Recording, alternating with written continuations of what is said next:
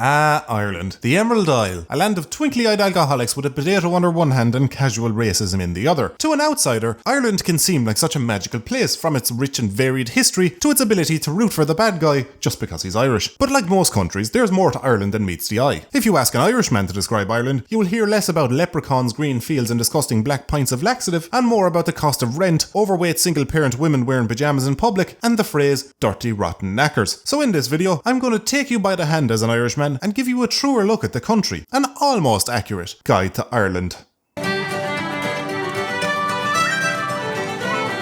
It's safe to say that a lot of people the world over have heard of the Irish mythical creature, the leprechaun. It's as well known the world over as our romantic relationship with tragic alcoholism. And though they do actually exist, it's not in the capacity of how the world knows them. We don't call them leprechauns, they don't live at the end of rainbows, and they don't hide gold. We call them travellers, they live on roundabouts, and they'll probably steal your dog. But one myth with a bit more factual weight to it is the banshee. Now let me explain this to you. So every year around the month of May, certain men around Ireland are summoned to do a thing called silage. Now nobody actually knows what this is, what it entails, or even who summons them. It's only known as the shadowy term of doing silage. And doing silage can take months. And as these men are gone for months on end, they leave behind their wives, the silage widows, or banshees as they're more commonly known. As their men are gone for so long, these silage widows begin to mentally deteriorate due to the lack of rod in their crankshaft. It's not long after that they begin to completely lose their minds, and they can be found wandering the countryside moaning in a daze in the early hours of the night, often going door to door following a particular scent of penis that is only given off by straight single men. Typically they scream and moan into your letterbox, air vents, or any other gap into your house the smell a knob can escape from, until the early hours of the morning, wherein the sunrise causes them to come to their senses and return home to have the fry on, completely oblivious to their antics the night before. Now, this is pretty commonplace in Ireland, but I can see how this could be quite alarming, or even scary, to foreigners or people just visiting in the summertime. So here are some tips and tricks for particularly potent men on how to deal with these pesky shaft zombies when they come crawling at your door. Tip 1. Grab a frying pan and fry yourself up some fish. The scent of fish will confuse the banshees into thinking there's already a woman present in the house. Tip 2. Slap on a pair of skinny jeans. Skinny jeans have a unique ability to completely remove any heterosexual sense and general sense of masculinity, which will confuse the banshees into thinking there's no straight men to be found inside. And step 3. If all else fails, use the tried and true method of explaining out loud the intricacies of how a combine harvester works. It's unknown to science why, but this has the very unique ability of sucking the life right out of them.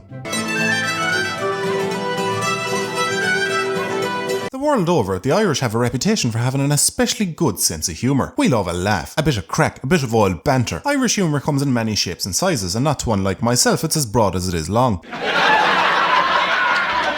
It goes anywhere from calling your friend a bender because he complimented your pants, to perfecting the difficult skill of masking a snigger with overwhelming grief at a funeral when someone farts when the coffin's been lowered. The most common of Irish humour is known as taking the piss. Similar to a rap battle, it's a kind of banter sparring session wherein two friends will throw humorous insults at each other until a victor emerges. But the difference and key to an Irish banter battle is that when participating in one of these, you're not allowed to take anything to heart. It's purely meant as humour. If unfortunately you do become offended while somebody takes the piss out of you, you'll become labelled as what's known as a dry arse, a title which carries with it a general disdain from the Irish, along with a fixed fine of €400 and a mandatory donation of your firstborn child to the Catholic Church. As a result, it's not rare to see the Irish dip their toes in some more risky humour, and tackling it with the carefree ignorance and belligerence of a child flushing your dole down the toilet. Because of this carefree attitude in pursuit of the crack, the Irish rarely hesitate when coming to having a laugh with people from different cultures or race, and tackling head on and getting away with what other cultures would and often rightly should skirt around. To find out how it is the Irish in particular get away with some more of this risky racial humour, we need to take a journey back in time.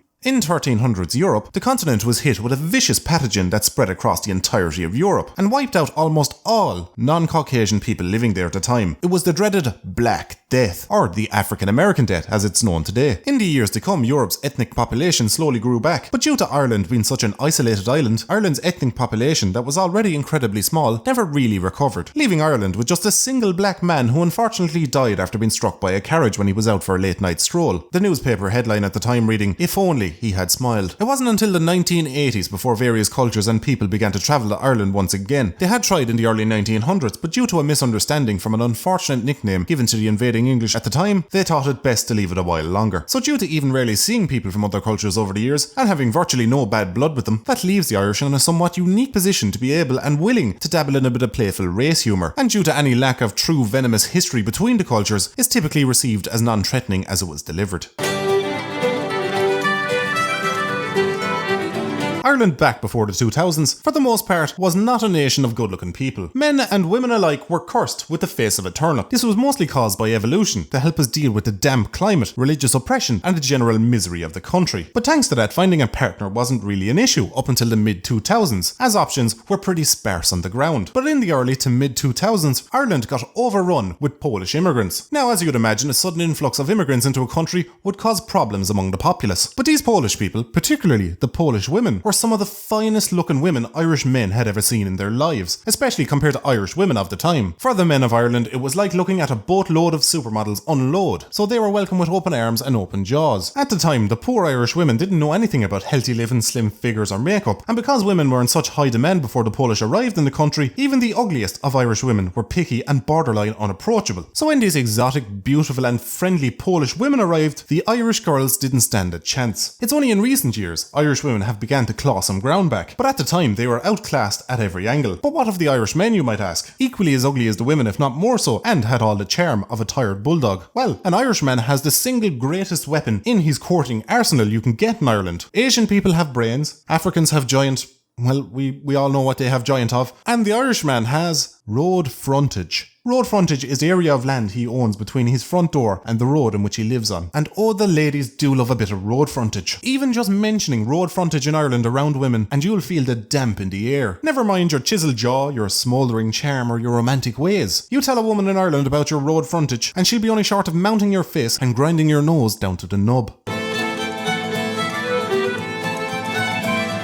Ireland, more than most countries, has its fair share of quirky characters. This is something of a staple of the country. But if you spend any time on Facebook, you'll come to realise that in Ireland, these people are actually employed by the state to maintain this image. Officially known as FTMBs, not to be confused with FTMs, or full-time mammies, the community of women best known for holding pyjama demonstrations in local shops, the FTMBs, or full-time mad bastards, is a group of Ireland's elite that are handpicked by the government after a gruelling entry exam that can take years. Now, little is actually known about what qualities the FTMB board looks for in a person during the interview process, but some of the requirements listed on the website just to qualify to apply include is or has been unemployed/unemployable and in receipt of job seekers for more than 5 years, holds no more or less than a junior cert certificate, has a vast knowledge of local bars and betting offices, and frequently recreationally undertakes mad bastard activities which include but are not limited to continuing to cohabit with parental figures long into adulthood, undertaking long video game sessions, sleeping till noon, increasing financial debt despite the lack of any notable outgoings, and the ability to debate the importance of cigarette brand loyalty. As you can see, this is a highly skilled job. Not just anyone can become an FTMB. It takes years of no hard work, years of sleepless nights playing video games, and years spending all your tax money on drink and drugs, while you fill your life with trivial things like working, fulfilling your potential, or contributing to mankind in any way. So bear that in mind before you go around classing these heroes as worthless lazy tinkers who think they'd be entitled to tax back on 10 years of dole.